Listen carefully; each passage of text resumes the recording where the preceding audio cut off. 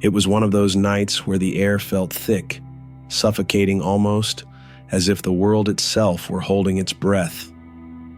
Every streetlight overhead flickered like it might die at any moment, casting long, jittery shadows across the road. I had been driving for Uber for about 3 years, mostly taking late-night shifts. There's something about the emptiness of the streets, the sound of the engine humming in the dark, that calms me. But that night would be different. Hauntingly different. I cruised down a nearly deserted street, the kind where the silence feels oppressive, the air too still. My car, a beat-up 2008 Honda Civic, was running surprisingly smoothly, its engine purring as I glided along. I'd just dropped off a couple of college kids, their loud debates about whether pineapple belonged on pizza finally fading into the night. I was relieved to be rid of them. But that brief moment of peace didn't last long. Around 1:30 a.m., I got a ping for a pickup at a gas station 5 minutes away. No big deal. Gas stations are common late-night pickups. But when I pulled into the lot, something didn't sit right. The station was dead empty, not a single car in sight. The flickering fluorescent lights buzzed loudly in the silence, casting an eerie glow over the pumps. The cashier's counter was completely vacant. And then I saw him. He stood in the shadow of one of the flickering lights, his shoulders hunched, arms crossed tightly over his chest. His face was partially obscured by his unkempt dark hair, but his eyes were wide, darting around, as if he was afraid of something or someone watching him. He looked like he'd been through something, like he was running from something that had never stopped chasing him. For a split second, I hesitated. I felt a coldness crawl up my spine, a creeping sense of wrongness that I couldn't ignore. My finger hovered over the cancel button, but I couldn't bring myself to push it. Maybe it was the way he stood there, so still, yet so tense. Maybe it was the haunted look in his eyes, or maybe it was the desperation that radiated off him like a heavy fog. But whatever it was, it drew me in. I unlocked the doors. He climbed into the back seat without a word, his movements jerky and anxious, like he thought I might leave him behind at any moment. He didn't even look at me. His eyes were fixed on the window, his hands gripping the seat with a white-knuckled intensity. I glanced at him through the rearview mirror, but he was staring at something in the distance, his lips barely moving as he muttered something under his breath. "Are you okay?" I asked, trying to break the silence. His eyes flicked to me for a split second, then quickly darted back to the window. "Just drive?" he said in a low, shaky voice. It wasn't a suggestion, it was an order. And there was something in his tone that made me not question it. I started driving, the engine's hum now feeling more like an intrusion in the thick silence between us. I asked for the destination, a residential area about 15 minutes away. It wasn't far, but as I pulled onto the road, a strange tension hung in the air. It felt like the night itself was closing in around us, pressing tighter with every passing second. The streets seemed to stretch on forever, empty and unforgiving. I reached for the radio, thinking the noise might fill the quiet and ease the discomfort, but before I could turn it on, his voice cut through the air, sharp and panicked. "Turn it off," he demanded. I froze for a moment, unsure. But when I looked in the rearview mirror again, I saw his eyes wide and frantic. I didn't argue. I switched the radio off, feeling my heart start to race. There was something about his presence that made every instinct inside me scream to leave, to drive away as fast as I could. But I didn't. I couldn't. The silence between us was suffocating. The only sound now was the tires crunching over the asphalt and his uneven breathing, like he was trying to hold something inside. After what felt like an eternity, he spoke. He didn't say anything for a long time after that. It was like he was steeling himself, preparing to say something worse. And then, almost as if he couldn't hold it back anymore, he spoke again, but this time his voice was barely audible.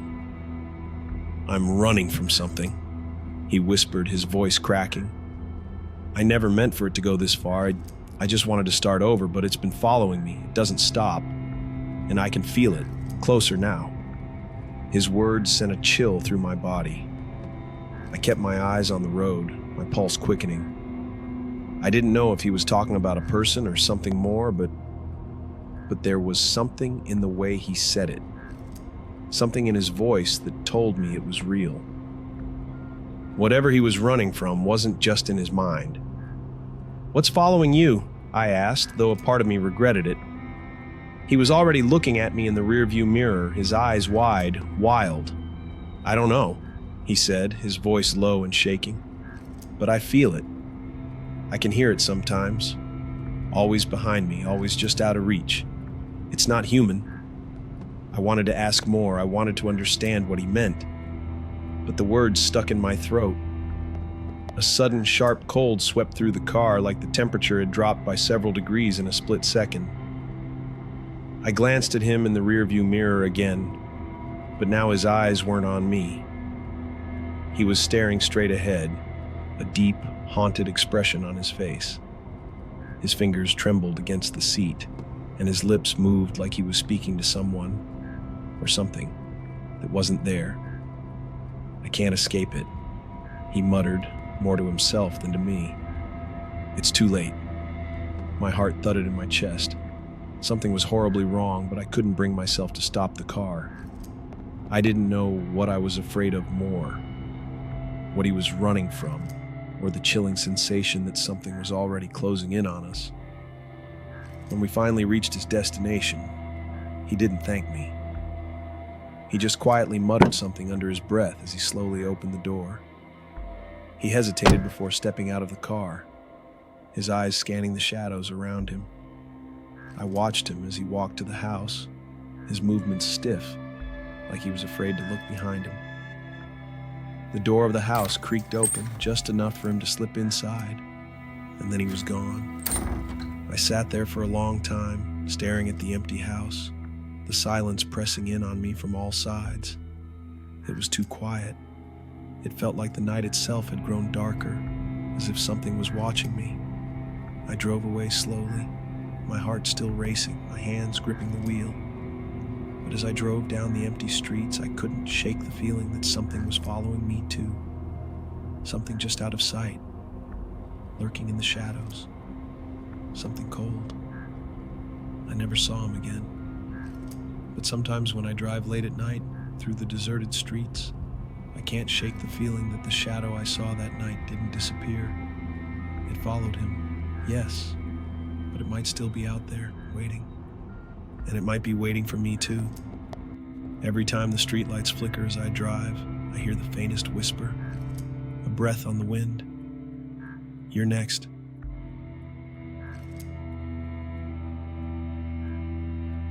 It's strange how the places we go to for peace can sometimes turn into the things that scare us the most. For me, that place was a little cottage hidden deep in the mountains of North Carolina. I moved there because city life was becoming too much. The noise, the crowded streets, and always feeling rushed made me feel trapped. I needed quiet, and the mountains seemed to offer just that. The cottage was old, with wooden floors that creaked under my feet. It had a stone fireplace that smelled like wood and smoke. The nearest neighbor lived far away, at least a mile away. The only sounds I could hear were the wind in the trees and birds chirping. It was peaceful, and for the first time in a long while, I felt like I could finally breathe and relax. But that feeling didn't last for long. A few days after I moved in, I started to notice odd things. At first, they seemed small and unimportant. I saw a big footprint in the mud near the woods. A branch on the path to the cottage was broken, like someone had walked through. I told myself it was probably just an animal or the wind, but deep down I knew it wasn't. Someone had been there. Then one night, things got worse. It was late, maybe around 11 p.m., when I heard it. A loud knock on the door. 3 knocks, sharp and clear. My heart started beating fast, and I felt scared all of a sudden. I froze, waiting to hear if it would happen again. And it did. I grabbed a flashlight, my hands shaking, and walked quietly to the door. Looking through the peephole, I saw a man standing on the porch. He was tall, with a messy beard, wearing an old, torn flannel shirt. He looked like he belonged in the mountains, but there was something about him that made me feel uneasy. "Can I help you?"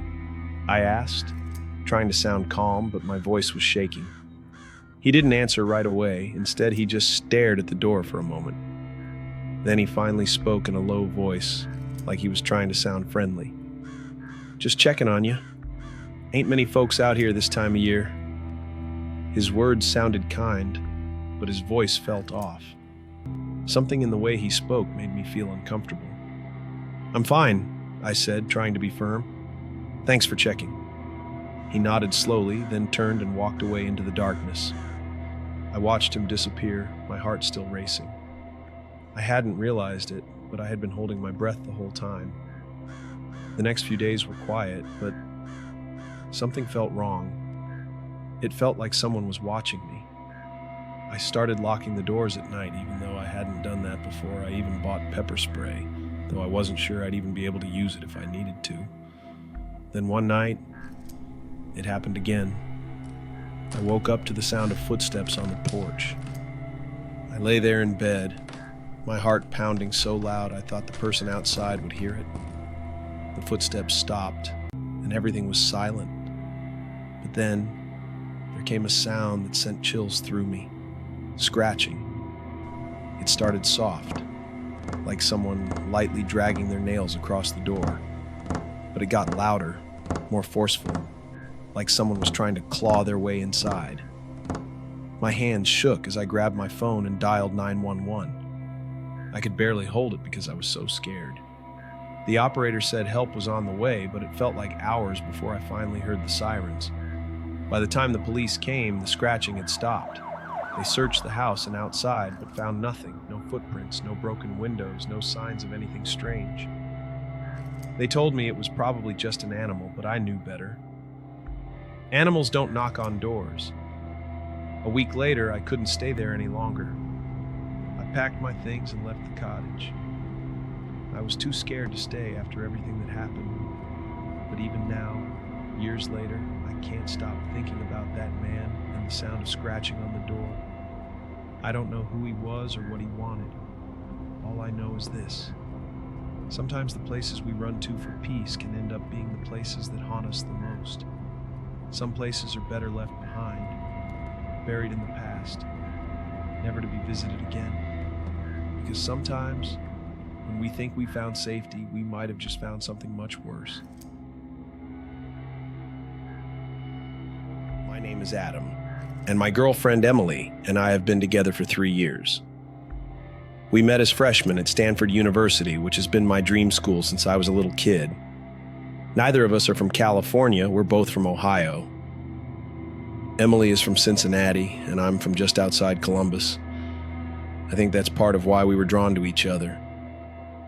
People from similar places tend to connect more easily, don't they? Stanford isn't huge, but most students are from California, so being from the Midwest made us stand out a bit. One tradition we've created over the years is how we spend Christmas. Emily is really popular with my family, and they love having her around, so she's always included.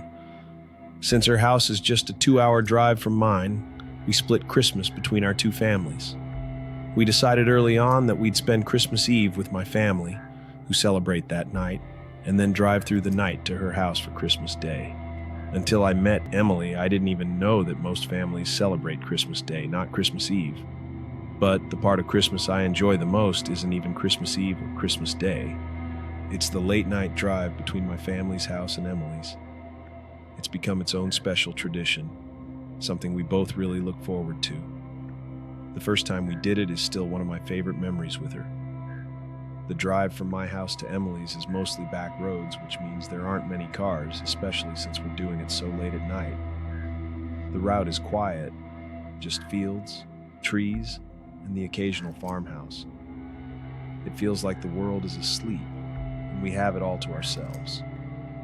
We always blast Juice WRLD's music during the drive.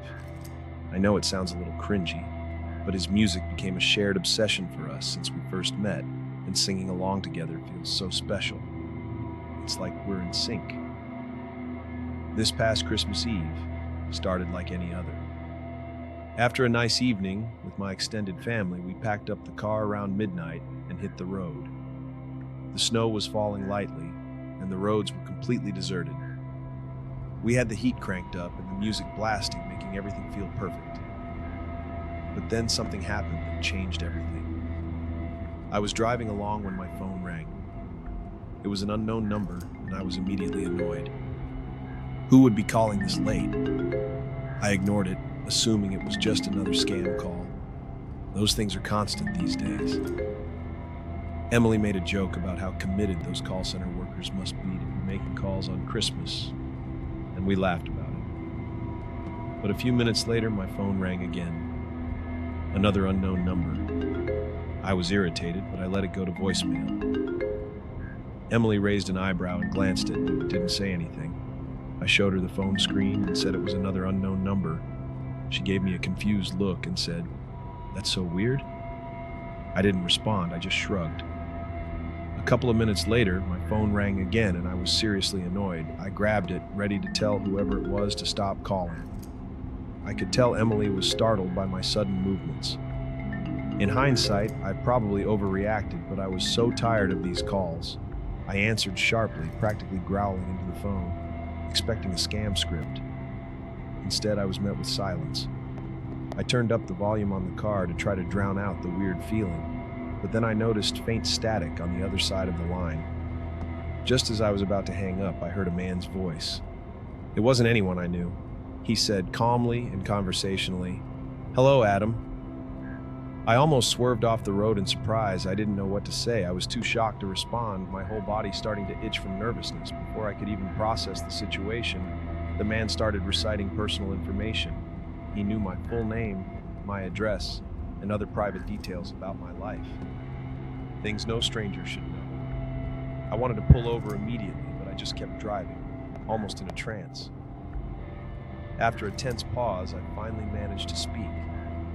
I asked him what he wanted in the calmest voice I could muster, though I was terrified. He paused again before speaking, and his next words made my blood run cold. "I'm not here for you," he said. "I'm here for Emily."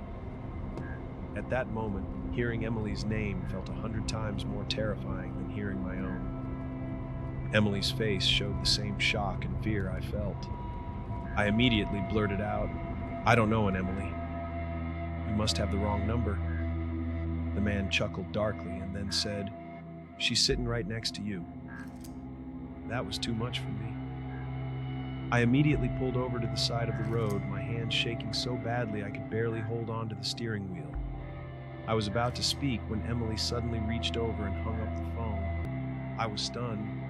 I screamed at her, demanding to know why she hung up on someone who had just made a terrifying threat toward us.